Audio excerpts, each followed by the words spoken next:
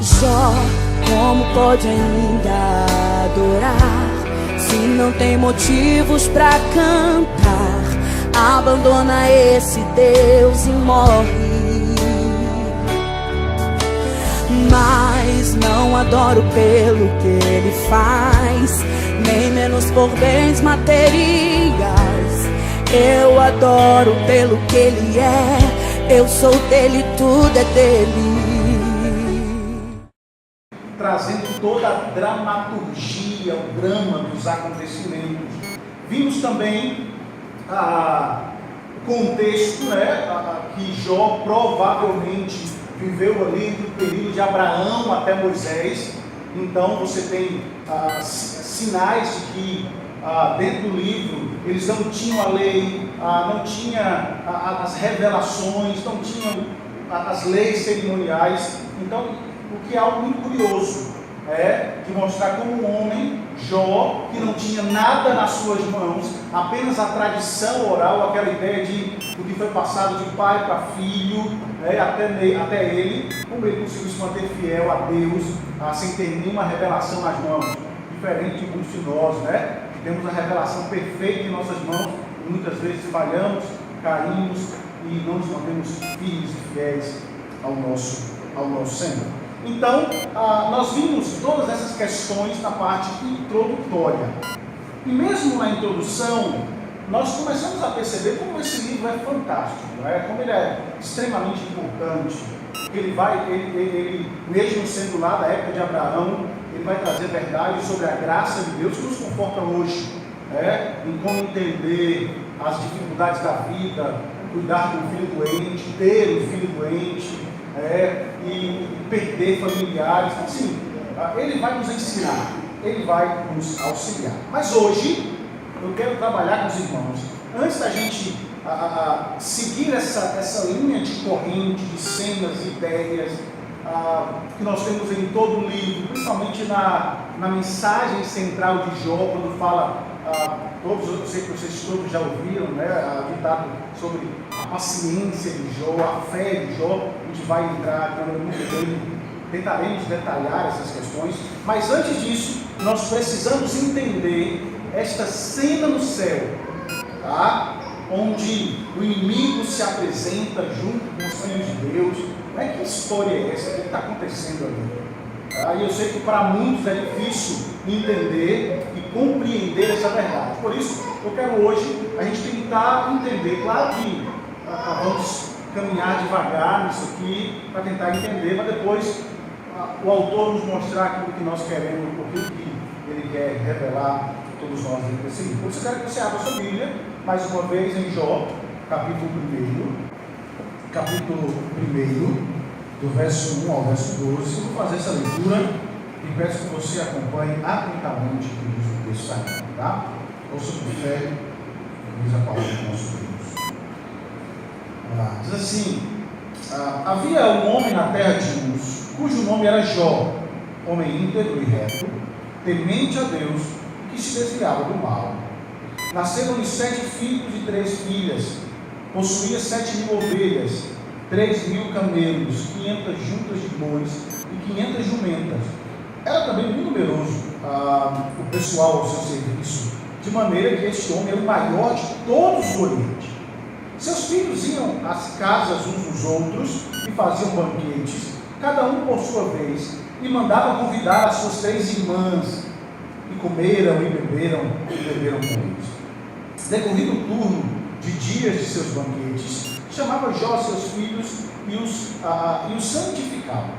Levantava-se de madrugada e oferecia holocausto segundo o número de todos eles, pois dizia: talvez tinham pecado os meus filhos e blasfemado contra Deus em seu coração. Assim fazia Jó continuamente. No dia em que os filhos de Deus vieram apresentar-se perante o Senhor, veio também Satanás com eles. Então perguntou o Senhor a Satanás: onde vens? Satanás respondeu ao Senhor e disse: de rodear a terra e passear por ela. Perguntou ainda o Senhor a Satanás: observaste o meu servo Jó? Porque ninguém há na terra semelhante a ele, homem íntegro e reto, temente a Deus, que se desvia do mal. Então respondeu Satanás ao Senhor: porventura porventura Jó de balde temente teme a Deus? Acaso não cercastes com cedro a ele sua casa e tudo quanto tem? Obra de suas mãos abençoastes, e os seus bens se multiplicaram na terra. Estende, porém, a tua mão e toca-lhe tudo quanto tem, e verás que não blasfema contra ti na tua face. Disse o Senhor a Satanás: eis que tudo quanto ele tem está em teu poder, somente contra ele não estenda a tua mão. E Satanás saiu da presença do Senhor. Vamos orar mais uma vez.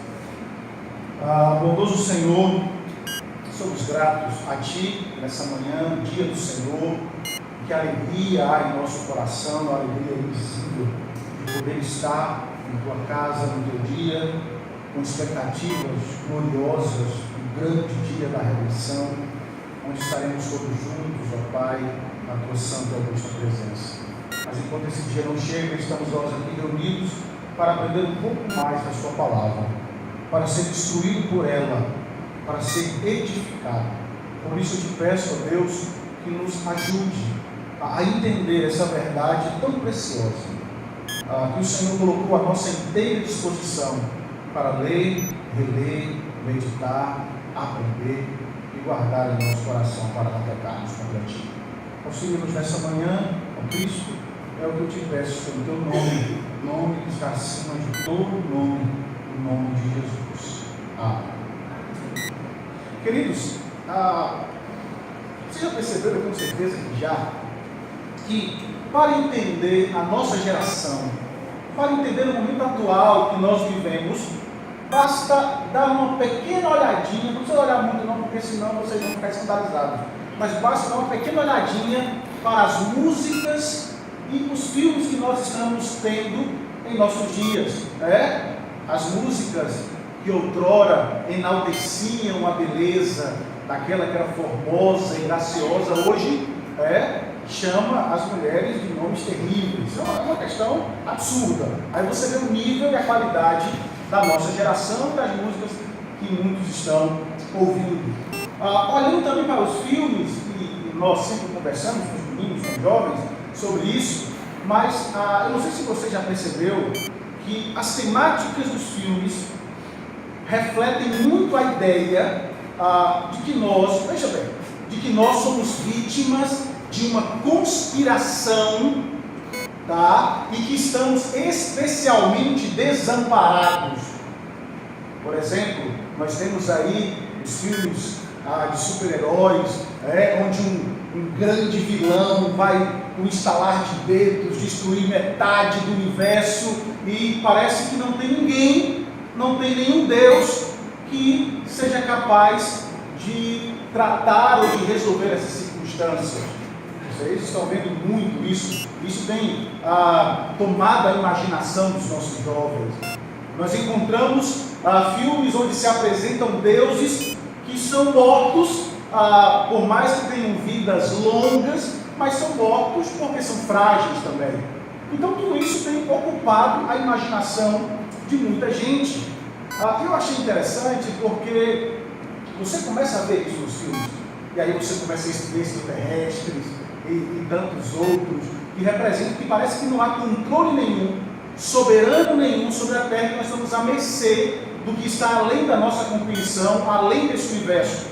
Eu achei interessante uma cena, talvez vocês não assistiram, mas só para vocês terem noção, alguns eu sei que assistiu, mas tem um filme chamado Homens de Preto, trata sobre extraterrestres, né? No primeiro filme, se eu não estou enganado, ao final do filme, eu sei que o filme gira em torno do extraterrestre lutar por causa da galáxia. E no final do filme, a câmera de filmagem, ela vai dando um zoom, que aí sai do planeta Terra, vai passando por várias galáxias, até que sai da galáxia e mostra que a nossa galáxia nada mais é do que uma bola de gude, e que existem seres monstruosos brincando com as bolas de gude, como se a vida resumisse apenas isso, que não há Deus, que não há controle de nada, apenas vidas aleatórias e coisas além da nossa imaginação que nós pouco sabemos. A grande questão é Seria isso mesmo a vida? Será isso mesmo a nossa história? Será que nós estamos aqui, nesse ambiente, no planeta Terra, sem cuidado nenhum, sem controle nenhum, sem conhecimento nenhum do que está no cosmos, e sem saber se existe vida além disso, e que podemos a qualquer momento aí ser invadidos e destruídos, porque Deus não existe? Seria realmente essa a história? É isso que nós vamos tentar entender nessa manhã, olhando para o nosso texto. Tá? Agora veja como isso é interessante. Por mais que a gente entenda, você jovem, adulto, que tem acesso a essas informações, né, que assistem filmes apenas como uma ficção, e tem noção de que nada disso é real, agora eu quero que você imagine a visão dos israelitas, ou do povo de Deus, ou até mesmo de Jó, aqui nesse período, que não tinha essa gama de informações, que não tem essa certeza a respeito da ficção científica que nós temos hoje. Imagine o que eles sentiram quando estavam inseridos em culturas egípcias, culturas dos assírios, dos cananeus, dos gregos, dos babilônios, culturas que tinham todas essas expectativas, estavam todos influenciados por essas ideias de deuses, semideuses, de pessoas que habitavam em outros lugares e que nós aqui não éramos nada e que deveríamos servir a esses deuses. Imagine os israelitas que não têm informação que você tem, vivendo nesse período. Como foi difícil para eles entender essa verdade. Tá? Hoje, você tem certeza de muita coisa porque você tem a revelação perfeita em sua mão. Tá? Você tem a Escritura Sagrada em sua mão e você sabe o que Cristo está fazendo nos céus. Você sabe que existe o céu, você sabe que existe uma eternidade, você sabe que existe um Deus Todo-Poderoso que governa, que reina, que está sentado em um alto sobre um trono. Você sabe de todas essas verdades. E por que você sabe? Porque você tem a Escritura em suas mãos. Agora, interessante, eu pergunto a vocês, o que está acontecendo no céu hoje, agora, nesse instante? Você sabe? O que está acontecendo nesse exato momento na eternidade? Louvor a Deus, o povo está louvando, o povo está lá vivendo, só que nós não temos detalhes do que está acontecendo. Nós não temos detalhes do que está acontecendo. E na grande maioria das vezes, o que nós precisamos fazer é admitir nós sabemos que temos Deus, sabemos que há o reino do Senhor, sabemos que os nossos irmãos, nossos amados, nossos amigos, aqueles que um dia estiveram sentados ao nosso lado, já estão lá, mas nós não temos certeza do que realmente está acontecendo. Temos a noção de que estão vivendo para Deus, não na plenitude, porque não tem um corpo glorificado, mas experimentando os benefícios de uma vida sem estar preso a esse corpo, sem estar preso ao pecado, com a ausência do pecado. Tudo isso nós sabemos, mas nós não temos detalhes daquilo que acontece. Só que aqui no livro de Jó, o nosso autor começa a dar ao público, a dar ao leitor. Eu quero que você entenda isso, para que a gente possa cavar tesouros no livro de Jó e assim entender algumas questões. Veja bem, o autor começa a dar ao público, aos ouvintes originais, mas não a Jó, tá? As informações do que eu e você precisa para entender tudo, tá? Que Jó não tinha. Hoje, olha bem, tudo que está no livro vai fazer sentido porque você tem a informação do que está acontecendo no céu nesse instante, tá? Só que Jó não tinha a informação. Jó não sabia o que estava acontecendo. Hoje, por causa das informações prévias que temos, tanto futuras quanto passadas, nós descansamos. Onde tiver o vosso tesouro, lá vai estar o seu coração. Você entende essa verdade. No mundo tereis aflições, mas tem de bom ânimo, eu venci o mundo. Você tem essa informação na sua mão. Jó não tinha. E mesmo que te tendo, a gente nem entra nesse mérito ainda, mas mesmo tendo a gente falha. Então Jó não tem as informações que você tem nesse momento. Tá? Nós estamos por dentro dessa conspiração, mas Jó não. Então, vamos ver como se desenrola a primeira cena dessa peça teatral, dessa radionovela, desse drama que temos aqui no livro de Jó. Então veja, na primeira cena eu achei isso muito interessante. Alguém leia para mim, por favor, o verso 4 e o verso 5 de Jó. Alguém leia, bem alto. Seus filhos iam às casas uns dos outros e faziam banquetes, cada um por sua vez, e mandavam convidar suas 3 irmãs a comerem e beberem com eles. Decorrido o turno de dias de seus banquetes, chamava Jó a seus filhos e os santificava. Levantava-se de madrugada e oferecia holocaustos segundo o número de todos eles, pois dizia: talvez tenha pecado os meus filhos e blasfemado contra Deus em seu coração. Assim fazia Jó continuamente. Olha que interessante. Nesse primeiro ato da peça, o autor, aqui no livro de Jó, nos apresenta uma cena muito importante. Tá? Nós temos os 7 filhos de Jó desfrutando de um estilo de vida idílico, pastoril, um estilo de vida aconchegante, tá? Harmonioso. Olha que interessante. Somos apresentados a uma família harmoniosa que parece ter prazer em estar juntos, tá? Uma família que parece ter prazer em celebrar juntos suas conquistas.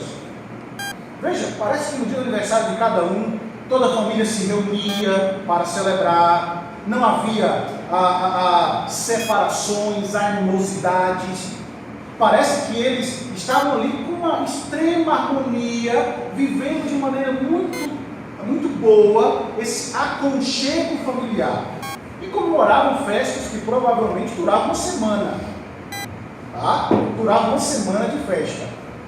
E o interessante é que Jó é introduzido na cena como um homem preocupado com a vida de seus filhos. O pastor do lar, tá? Aquele que era responsável pela condução do seu lar.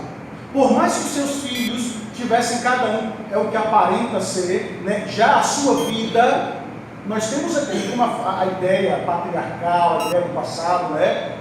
Nós temos aqui ele preocupado não apenas com a questão física ou financeira dos filhos, mas uma questão espiritual, tá? Jó preocupado com a questão espiritual, porque vemos esse homem que reunia a família, oferecia holocaustos para cobrir o pecado de todos.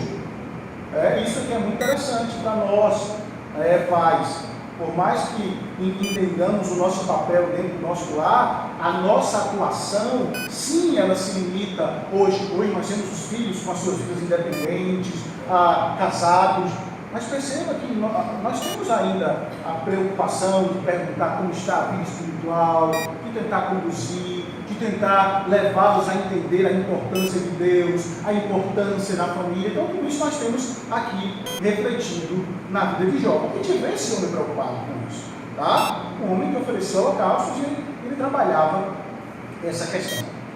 Aqui está o chefe da família convocando seus filhos para uma série de sacrifícios antes que eles retornassem às suas casas para os seus labores cotidianos. Agora veja, o interessante é que o autor quer que você imagine esse ritual acontecendo como em um tribunal, tá? Jó como um mediador, Jó como esse intermediário, Deus está ali para receber os sacrifícios, e os filhos de Jó são aqueles que são apresentados a Deus. Pai, se eles pecaram, aqui está o sacrifício para que haja perdão do pecado deles. Há toda essa imagem aqui sendo refletida pelo autor, tá? Jó é um sacerdote, um mediador que representa toda a sua família. Só que imagine aí a peça e de repente, você já viu aquelas, hoje está muito comum, aqueles palcos que eles giram, você já viu? Aí está acontecendo uma cena, aí de repente o palco gira e já mostra outra cena acontecendo como se estivesse em paralelo à primeira. É isso que está acontecendo aqui. Tá? A cena do céu é definida deliberadamente como um paralelo à cena na casa de Jó, com Jó oferecendo sacrifícios pelos seus filhos. Aqui nós temos Deus, seus filhos, tá? E aquele que parece ser um intruso, tá? Nesse ato 1 na cena 2, tá? Primeiro ato, na primeira cena nós vimos Jó e a sua família, e agora nesse primeiro ato, na segunda cena, nós temos o inimigo diante de Deus, os filhos de Deus ali naquele local. Agora, esta cena traz imediatamente algumas confusões, e possivelmente aconteceu também com o público original de Jó, com os ouvintes originais, tá? A questão é, quem seriam estas pessoas? Porque o texto diz, lê o verso 6, por favor, para mim. Um dia em que os filhos de Deus vieram apresentar-se perante o Senhor, veio também Satanás entre eles. Quem são os filhos de Deus? Nas culturas mais antigas, os filhos de Deus eram subordinados direto de Deus no seu supremo conselho. Então, até se você olhar em 1 Reis, capítulo 21, eu acho, Deus está sentado no trono e todo o exército do céu está cercando ele de pé. Quem irá descer até a terra e a carne e enganar? Um deles oferece, eu farei. Basicamente seriam os anjos, tanto até que no próprio Salmo 32 chama eles de deuses. Deus assenta no meio dos deuses da sua assembleia. Vamos lá, vamos entender isso. Tá? Vamos ver, veja bem. Durante todo o Antigo Oriente Próximo, nós temos uma gama de diferentes versões do que pode ser essa Assembleia de Deus, tá? Ou essa Assembleia do Céu. Por meio de uma série de tradições da Grécia, da Mesopotâmia, pode ser razoável esperar esses filhos de Deus eram associados com deuses, um tendo supremacia sobre o outro. A ideia era que quaisquer seres que estavam lá são deuses que determinavam o que acontecia sobre a terra. E aí isso é muito danoso, porque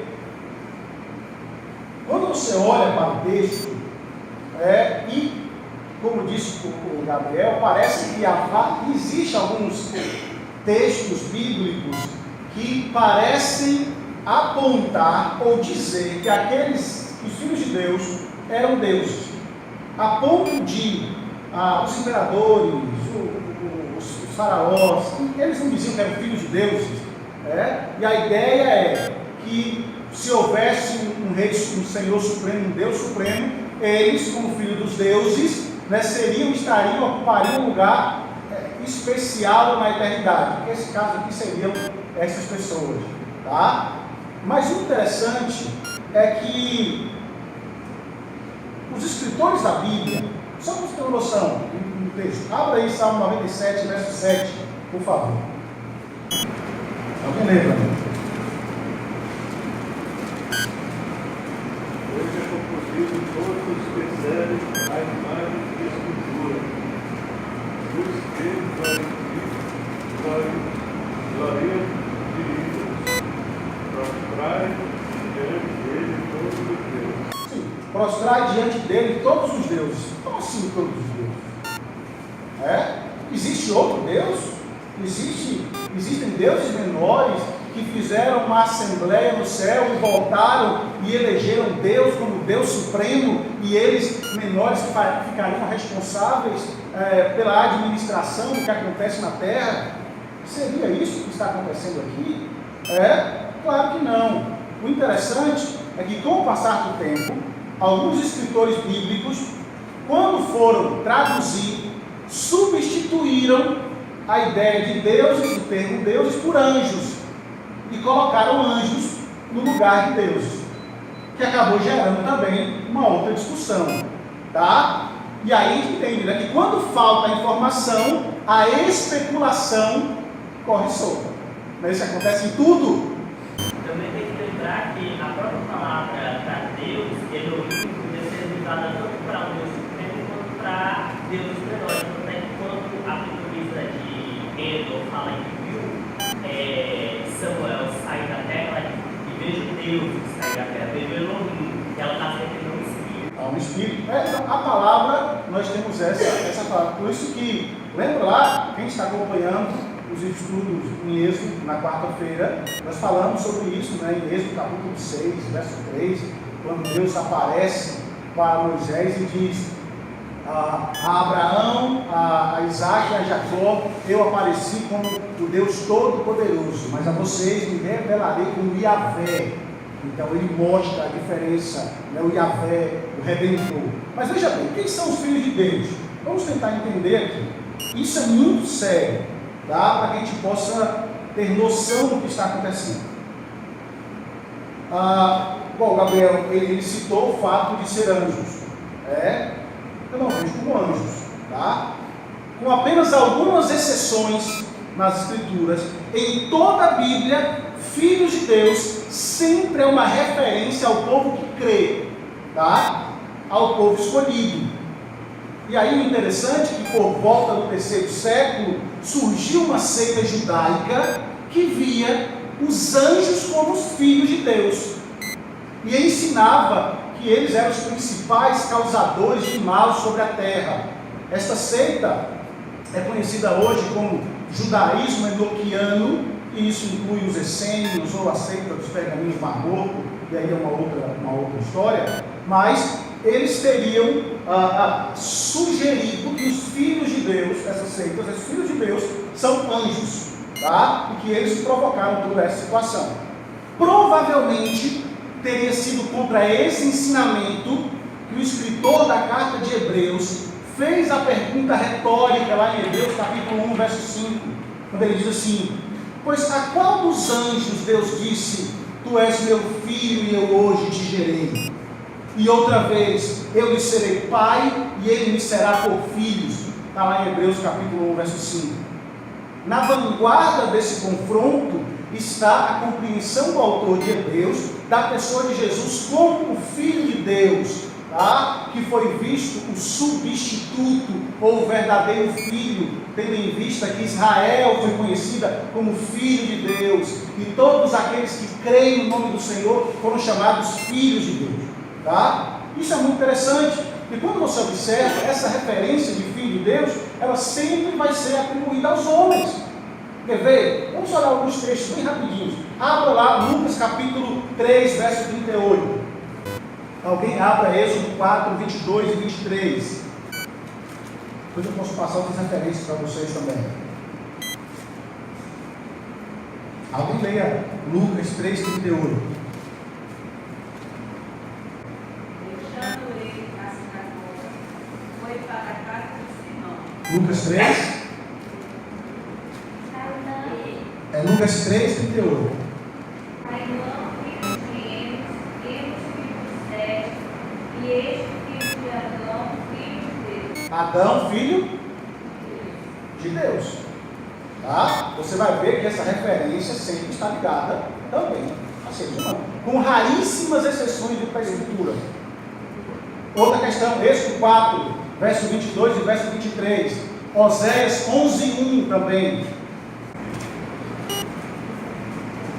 Dirás a Faraó, assim diz o Senhor: Israel é meu filho, meu primogênito.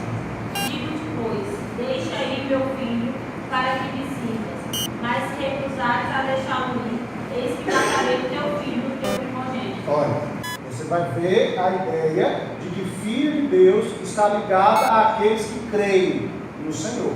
Tá? E eu vou explicar e mostrar uma cena já para vocês, que vai nos fazer entender o que está acontecendo. Oséias 11, 1. Quando Israel era menino, eu o amei. Do Egito chamei o meu filho. Do Egito chamei o meu filho. Mateus 2,15. Vamos lá. E lá ficou até a morte de Herodes, para que se cumprisse o semelhante do profeta. Do Egito chamei meu filho. Isso, do Egito chamei o meu filho. Quando você observa, e tem outros textos que a gente poderia ver, 2 Samuel, capítulo 7, 14, a 1 Crônicas 22, 9 a 10, João 12, 1 João 3, 1, vários textos. E quando você olha a referência de filho de Deus, está ligado àquele que crê, tá? Aqueles que creem. Então, provavelmente, o título se refere a seres humanos, tá? Àqueles que creem no Senhor. Mas também acho que não é tanta contradição se dizer que pode se referir a anjos ou a seres humanos, porque o próprio Cristo promete que os fiéis no céu participarão das funções angelicais. Basicamente é uma absorção das duas categorias. Os filhos que julgarão o mundo junto com os anjos, e julgarão os próprios anjos. Então, a grande ideia, a grande questão é entender apenas como anjos e não como a questão dos filhos de Deus ou como seres humanos, porque isso pode gerar uma confusão e pode cair até mesmo na seita que acredita nesse tipo de coisa. Por exemplo, nós temos, por exemplo, Gênesis 6, os filhos de Deus vieram à terra, coabitaram com as filhas dos homens e aí tiveram gigantes. E as pessoas pensam o quê? Que os anjos vieram à terra, tiveram relações com seres humanos e aí nasceram gigantes. São questões que parecem sem fundamento. Então a gente precisa ir com calma para entender essas questões. Agora veja como isso faz sentido, tá? Porque se realmente é assim, isso explica porque Satanás está ali, tá? Isso explica porque Satanás está ali.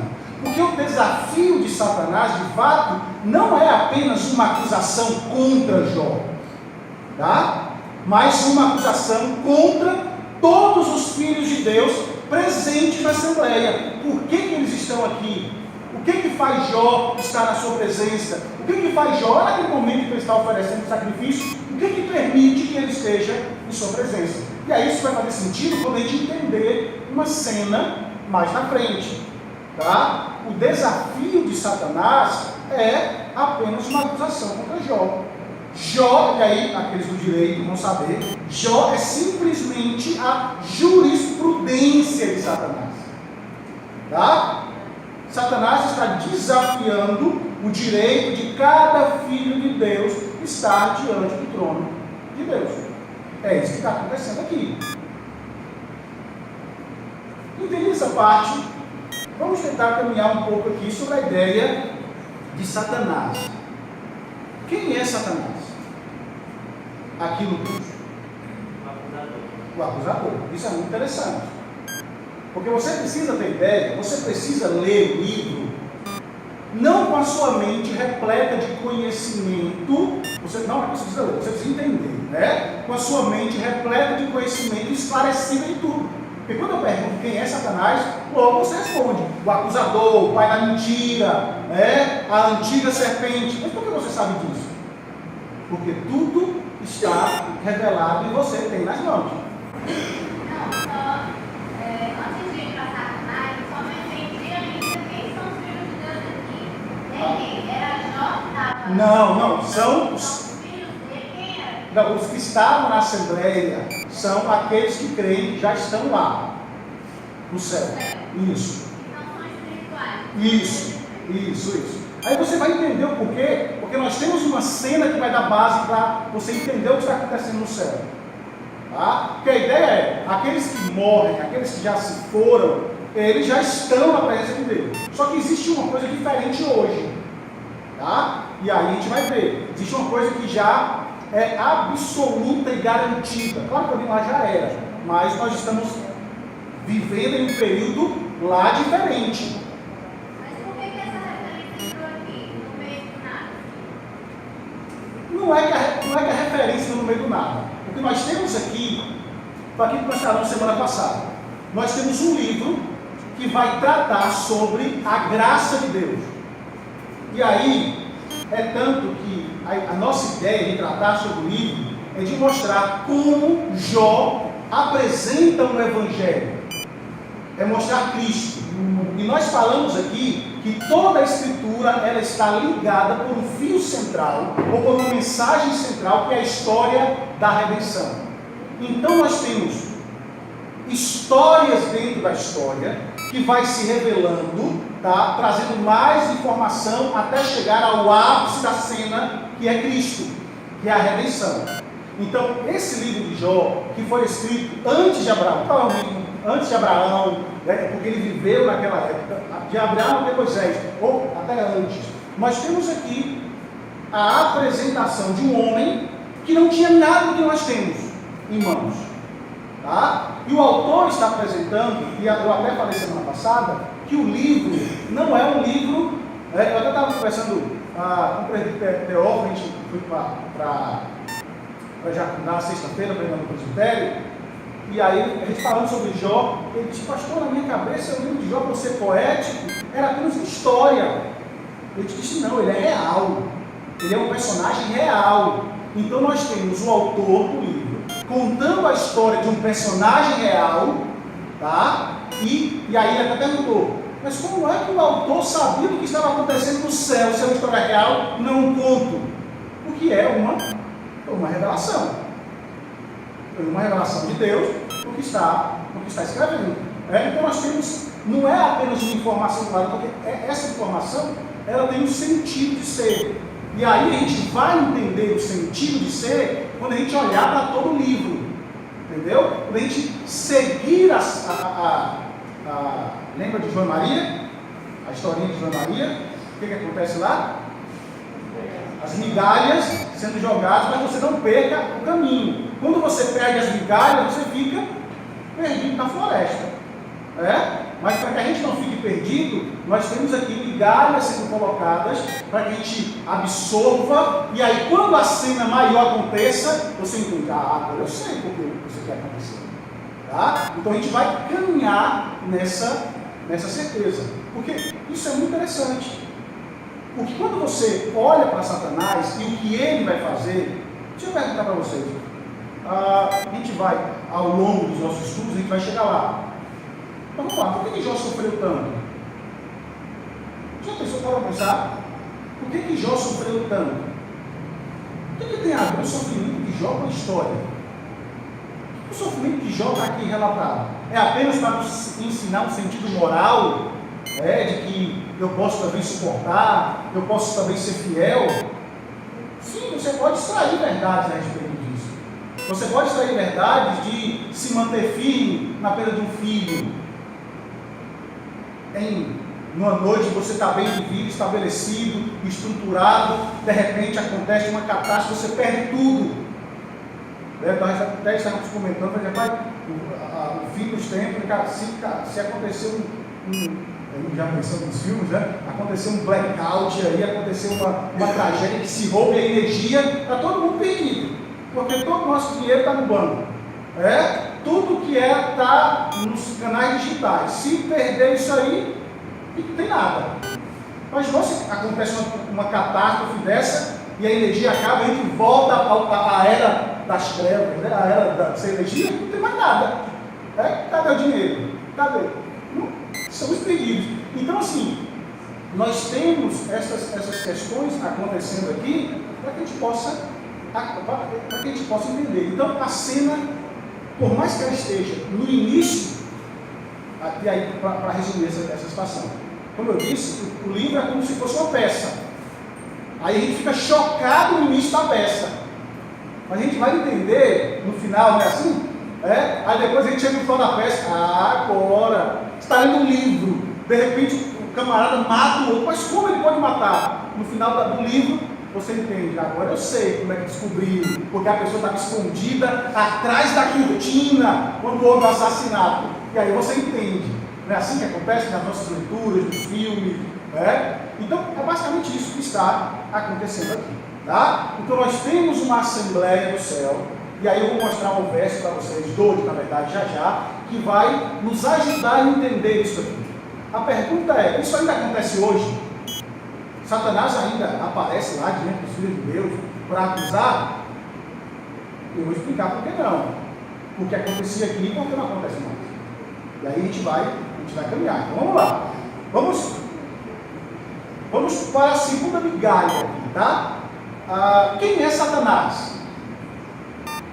De onde ele vem aqui? O que ele está fazendo na sala do trono de Deus? Essas perguntas parecem não ter respostas, né? Mas olha que interessante. No original, Satanás não é nem mesmo o nome desse acusador aqui, tá? Lá aparece apenas o título Satã. Se eu falar Satã, você vai dizer que isso é um apelido, né? Isso é um apelido de Satanás, né? Quando você pensa em Satã. Mas eu pergunto para vocês, nós estamos aqui antes de Abraão, antes da lei, antes de qualquer revelação. O leitor original tinha uma consciência de quem era Satã? Não. O autor, os leitores originais, não tinham nem certeza de que Satã foi aquele que possuiu a serpente para tentar os nossos primeiros pais. Porque lá diz o quê? Que a serpente, sendo mais sagaz do que todos os animais selváticos. Quando é que nós somos esclarecidos de que a serpente é Satanás?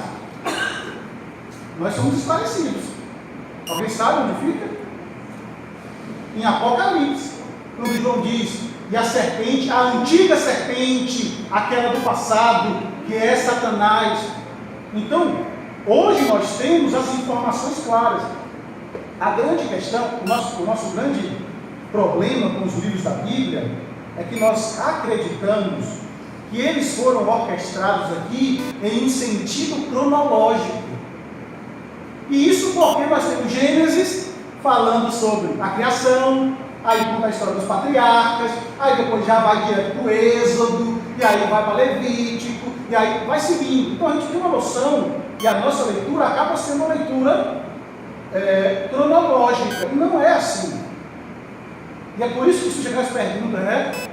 Rapaz, só foi criado Adão e Eva, depois teve Caim, depois teve Abel, e Caim matou Abel, e depois teve Sete, aí depois o texto bíblico já diz que Sete se casou. Mas com quem Sete se casou? Com quem Caim se casou? Depois ele sai para não sei aonde se casa. Nós não podemos ter uma leitura cronológica, porque de um evento para outro se passaram quantos anos viveram esse povo? Caim, Adão e Eva tiveram outros filhos.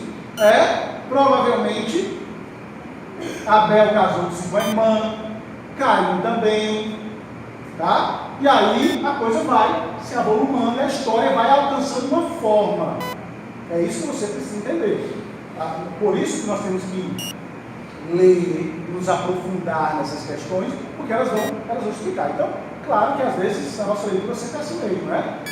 É ordem cronológica, porque a gente assim, se já está tão arrumadinho aqui, é porque é desse jeito. Mas nós temos aqui todos os acontecimentos. Então veja, para os leitores originais, talvez não ficasse tão claro sobre quem era este acusador, que é diferente para nós hoje, né? Porque quando olhamos para essas descrições, né, para nós que temos a palavra revelada, nós sabemos que o acusador, que o enganador é Satanás.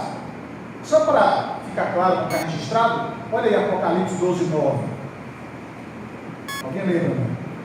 Foi expulso o grande dragão e a antiga serpente, que se chama Diabo e Satanás, sedutor de todo mundo.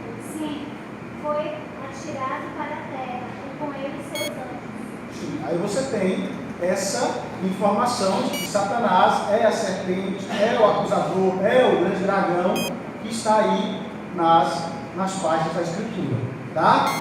Então veja,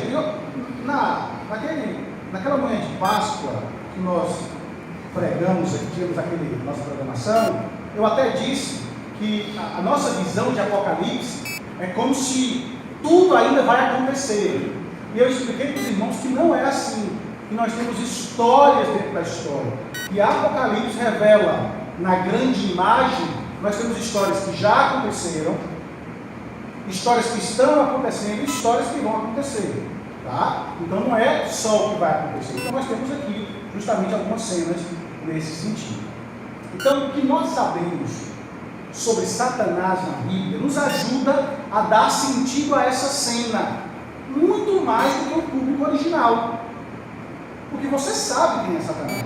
Aquele que tentou Adão e Eva, aquele que lá no jardim, aí eu quero que você preste atenção nisso, lá no jardim ele obteve sucesso ao transformar a ordem, a transtornar a ordem do mundo de cabeça para baixo, quando o homem e a mulher deveriam estar sujeitos a Deus, andar em obediência a Deus, mas ouviram a voz do maligno, tá? E aí vocês sabem que toda a humanidade, a partir daí, tem nascido de Adão, ela nasce em guerra contra Deus, tá? É inimiga de Deus.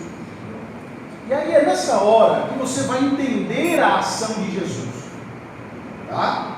É nessa hora que você vai entender a ação de Jesus, porque nele, finalmente, nós encontramos um homem que entra no mundo sem pecado e por isso vai ter direito, do que ele vai exercer, de governar a terra. Então você precisa ler Jó com a ótica, com os óculos de Cristo, tá? Se você tiver Cristo em mente, você vai entender o livro de Jó. Mas se você não tiver Cristo em mente, o livro de Jó vai aparecer apenas como um conto, ou apenas uma história. Então, mas com Cristo em mente, a gente vai entender. Nós vamos encontrar em Cristo um homem que entra no mundo sem pecado, que vai ter sim, vai receber o direito de governar, esse homem que vai entrar e vai enfrentar a serpente, vai enfrentar a tentação, vai destruir a serpente. Vamos lá, você lembra o que acontece logo após o batismo de Jesus? Você lembra o que acontece lá? O texto conta uma história muito interessante. Depois do batismo de Jesus, que ele é batizado, que o Espírito desce em forma de pomba e diz assim, esse é meu filho amado. Logo em seguida nós temos um acontecimento. Você lembra o que diz? Alguém lembra? Justamente. Eu sei que vocês gostou da Bíblia, eles estão com medo de dizer. E o texto diz assim: imediatamente ele foi levado ao deserto para ser tentado por Satanás. Imediatamente. Depois de ser reconhecido como filho, entenda, este é o meu filho amado. Depois de ser reconhecido, ele é levado para o deserto. Você já ouviu o apóstolo Paulo dizer que Cristo é o segundo Adão? Sim ou não? Sim, Cristo é o segundo Adão. E por que Cristo é o segundo Adão? Porque ele foi tentado em todas as coisas como os nossos primeiros pais, mas não pecou. Só que a tentação de Cristo foi muito mais grave do que a tentação de Adão. Por quê? Alguém lembra? Onde aconteceu a tentação de Adão? No paraíso. Os leõezinhos estavam por ali. Certamente Adão tinha um leãozinho como animal de estimação do lado dele. O leãozinho não rosnava, acho que é rosnar, para Adão. Por quê? Porque havia paz. Onde aconteceu a tentação de Cristo? No deserto. E o texto diz, se eu não estou enganado em Lucas, agora me fugiu qual é o texto, que ele estava cercado pelas bestas. Não foi só a tentação. Nós temos a reforma e a contra-reforma, só que nós temos ali o contra-jardim, se é que pode existir essa palavra, o jardim, o local perfeito, a tentação de Cristo no deserto, com todas as bestas contra Cristo. E o jardim perfeito, onde o homem podia comer de tudo, e no deserto não tinha nada. O que dá o deserto? Areia e calor. E às vezes frio terrível à noite. Então imagine aí, é toda uma tentação terrível ao filho de Deus. Aquele que é o filho. Só que aí há uma coisa interessante, tá? Porque olha que cena Que cena extraordinária. Adão foi colocado no Éden para governar o jardim. Cristo foi chamado para governar, porque todos os reinos do mundo, como a gente vê em Apocalipse, estarão diante do Senhor. Nós temos essa noção. Mas uma tentação do diabo é muito interessante. Você lembra qual foi? Abra em Lucas, capítulo 4, verso 5, verso 6. Olha lá para você ver. Pode ler. Lucas 4, verso 5 e verso 6. Levando-o, mostrou-lhe no momento todos os reinos do mundo. Disse-lhe o diabo: Deixei toda essa autoridade e agora destes reinos, porque ela me foi entregue, e amou a quem eu quiser. Muito bem. Você entende o que está acontecendo aí? Você entende? Veja, o que o diabo está prometendo a Jesus?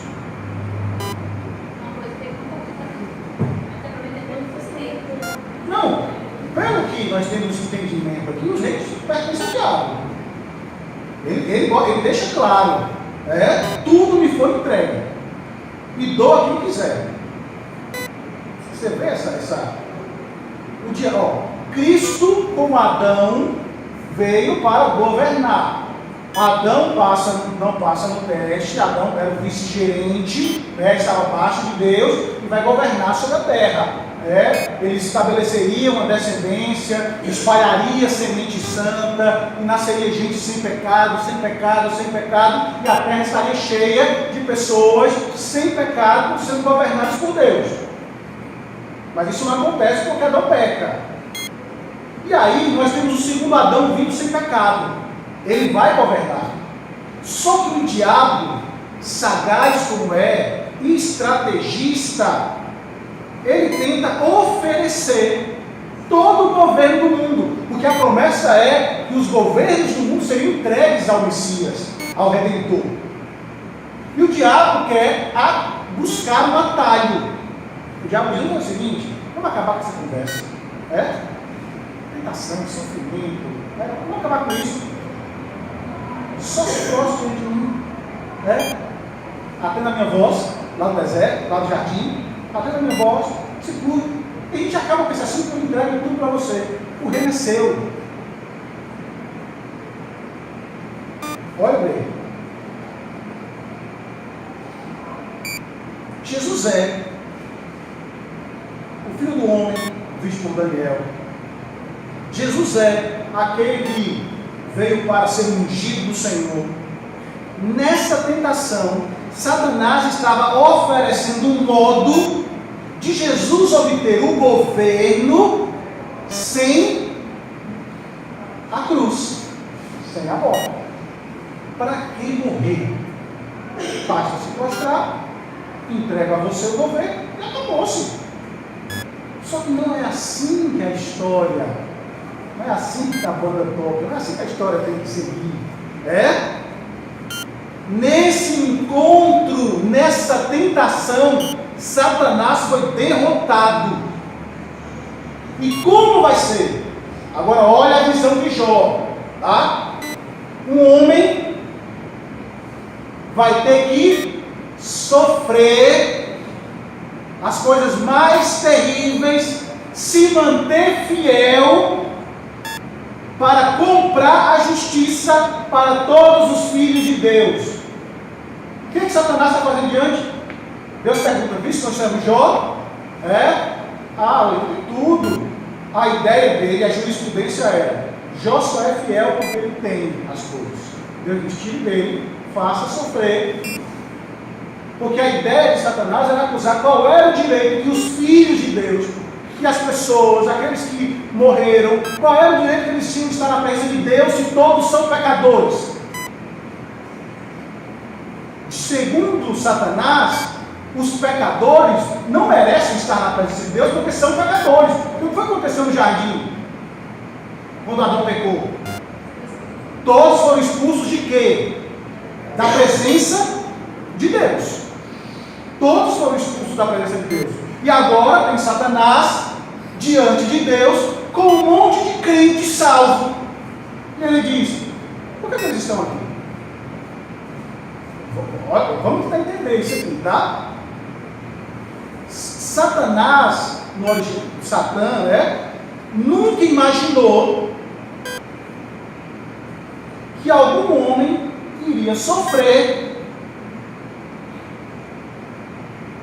as maiores dores para possibilitar que humanos pecadores miseráveis pudessem estar dentro da presença de Deus.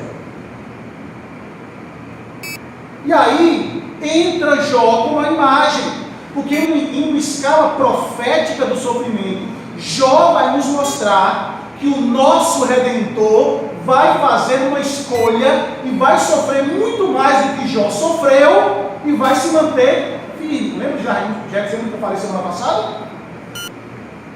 E aí, olha o que acontece. Jesus não se prostra, ele vai para a cruz, ele assume o sofrimento. Nessa tentação, Satanás é derrotado. Satanás foi derrotado na tentação. O segundo Adão passa no teste. E você lembra o que acontece em Lucas 10, verso 18? Alguém lembra? Abra aí sua Bíblia.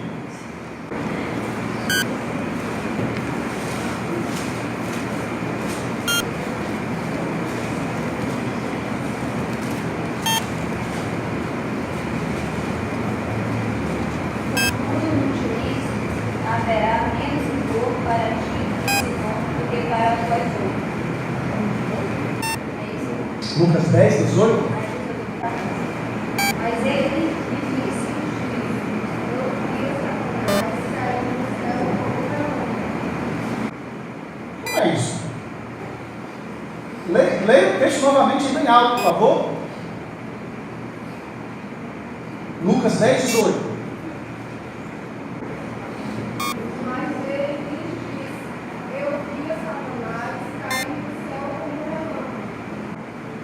Satanás caindo do céu como um relâmpago? Como assim? Quando você pensa em inferno, você pensa em inferno aonde? Hã? Não é lá embaixo? Por que o texto está dizendo que ele caiu do céu? Jó nos diz, o autor de Jó nos diz que o acusador apareceu diante de Deus para acusar Jó e os filhos que estavam lá. E aí, de repente, depois da missão dos 70, do retorno deles, nós encontramos uma descrição de que Satanás caiu do céu como um relâmpago. E aí, como você tem a revelação em mãos, você precisa ir a Apocalipse, capítulo 12, para entender o que está acontecendo aqui. Porque tendo falhado em desviar o Filho de Deus da promessa de seu propósito, olha o que acontece em Apocalipse 12, 10.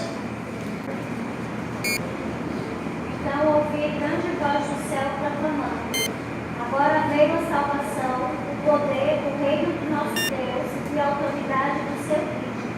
Pois foi ele expulso o acusador de nossos irmãos, o mesmo que os acusa de dia e de noite diante do nosso Deus.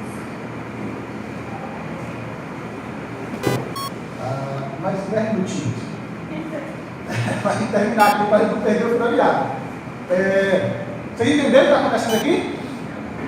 Não entenderam? O texto diz que foi expulso o acusador, Satã, que estava lá em Jó. A ideia é que quando até Jesus, Satanás exercia esse papel de acusar, de fazer e mostrar que não tinha direito de estar diante da presença de Deus, os filhos de Deus, porque ele é o acusador. Mas aí quando o segundo Adão vem, que ele passa no teste, que ele não se prostra, que ele não foi desviado do seu propósito, que ele assume o papel de servo sofredor, que ele vence o maligno, o que acontece? O acusador não pode mais, diante de Deus, dizer que você, ou que qualquer outro que depositou a sua confiança em Cristo não deve estar ali. O que o apóstolo diz? Nenhuma condenação há para os que estão em Cristo Jesus. Por que a cena do céu? Por que mostrou essa cena lá em Jó? Para mostrar hoje que isso não acontece mais por intermédio do nosso Cordeiro Pascual, do nosso Redentor. Você consegue ver a ligação? Você consegue ver o que está acontecendo? Então lá atrás acontecia, e o diabo exercia esse papel de acusador, de mostrar que ninguém merece, porque todos são pecadores. Mas por quê? Nascem do primeiro Adão. Hoje, nós não nascemos mais do primeiro Adão. Nós nascemos e estamos ligados ao segundo Adão. Porque assim como ele venceu, nós também venceremos. Não existe mais acusação contra o povo de Deus hoje. Então, isso significa, para a gente fechar, que o perseguidor falhou, tá? E agora, expulso do céu, ou expulso desse seu papel de acusador, não tendo mais como acusar os eleitos de Deus, porque de uma vez por toda foi oferecido um sacrifício. Qual é o seu papel agora? Perseguir o povo de Deus, matar o povo de Deus e oferecer uma jornada mais difícil. Veja, o julgamento que nós ouvimos lá em Jó, capítulo 1, termina com Jesus se mostrando fiel e sem pecado. O julgamento que começava lá em Jó, dizendo: só serve, só é fiel, só está aqui porque o Senhor quer, porque eles são pecadores, terminou com Jesus, dizendo: todos são pecadores regenerados sem acusação. Agora, nós temos o direito de ser chamados filhos de Deus. Fomos justificados à custa do sofrimento, não de Jó, porque ele sofreu, se manteve fiel, mas ele é um pecador. Você vai perceber que ele amaldiçoou o dia que ele nasceu, tá? Mas o nosso Redentor não. Nessa condição, Jesus cancelou o escrito da dívida que era contra nós e despojou os principados e potestades. Colossenses 2, 13 e 15, não precisa abrir. Todas as vezes que Satanás se apresenta para nos acusar, Deus chama a atenção para a justiça e o sofrimento de Jesus. O inimigo se cala, porque não há mais por que acusar. Agora temos, ainda hoje, de enfrentar as armadilhas do inimigo. Nós temos que suportar as angústias dessa vida, certos de que ele disse: se eu venci o mundo, vocês também vencerão. Tá? É assim, e assim o modo da perseverança e a fé soa alto e forte dentro de todas as páginas que temos, porque nós somos salvos por meio da fé em Cristo Jesus. Tá? Então, à medida que os autores da Escritura começam a experimentar o que hoje nós conhecemos, tá? A revelação vai se dando e nós vamos aprendendo mais do que as verdades, para onde elas apontam. Então, juntamente com aqueles que já venceram, nós aguardamos o encontro final com Satanás. Tá? Quando a corte celestial, como disse Gabriel, será novamente convocada, e Jesus vai abrir os livros e vai pôr fim a toda essa história e vai acabar com o sofrimento. Então, o livro de Jó, o início de Jó, a sentença de Jó, a acusação do maligno nos faz olhar para Cristo, para a gente entender que o acusador se cala diante daquele que sofreu. Não Jó, porque Jó era falho, mas diante do verdadeiro Jó, do verdadeiro Senhor, que é Cristo Jesus. Então, semana que vem, nós iremos continuar os nossos estudos em Jó, e aí vamos entrar nos grandes sofrimentos, tá? Perder filho, perder família, perder tudo, e ver também como Cristo é apontado e como nós podemos superar todas essas questões. Então, para a gente fechar, alguma dúvida? Essas questões são bem complicadas, né? Elas acabam levando a nossa mente a circunstâncias, situações que nós não estamos acostumados. Mas, entendido direitinho, algum problema? Qualquer coisa, semana que vem a gente vai retomando, tá? Então nós continuaremos semana que vem nos nossos estudos do livro de Jó. Vamos orar? Puxa a cabeça. Senhor, te agradecemos, ó Deus, por essa verdade, por entender que o inimigo não pode nos acusar, que o acusador de nossas almas foi silenciado pelo Calvário, foi silenciado pela cruz, que não existe acusação contra os teus eleitos, porque o sangue do Cordeiro nos revestiu e nos lavou de toda a injustiça. E nós somos gratos porque o teu sofrimento, ó Redentor, muito maior do que o de Jó, muito maior do que qualquer ser humano já experimentou nessa terra, foi suficiente e capaz, sim, de nos envergonhar, porque vacilamos tão facilmente, mas o teu sofrimento foi capaz de abrir o caminho para que pudéssemos estar na tua presença, Redentor, sem que nenhuma acusação possa pesar sobre nós, nos afastando de ti. Louvado seja o Senhor. Podemos olhar para livros como esse e perceber a grande obra da redenção sendo vista. Hoje, com grandes privilégios, porque podemos olhar para o livro de Jó, olhar para a vida de Cristo, fazer as relações e entender o que o Senhor quis mostrar naquele período. Certo que naquele momento esses homens não tinham, os leitores originais não tinham, por isso nós somos privilegiados, bem-aventurados. Mas rogamos a Ti, Senhor, que com todo esse privilégio que temos, nos faça mais firmes, nos faça mais dispostos, fiéis, comprometidos, porque hoje nós temos a visão completa do que aconteceu e seremos cobrados por isso. Por isso nos ajude, Senhor, é o que eu te peço, em nome de Jesus. Amém e amém. Jó, como pode ainda adorar se não tem motivos pra cantar? Abandona esse Deus e morre. Mas não adoro pelo que ele faz, nem menos por bens materiais.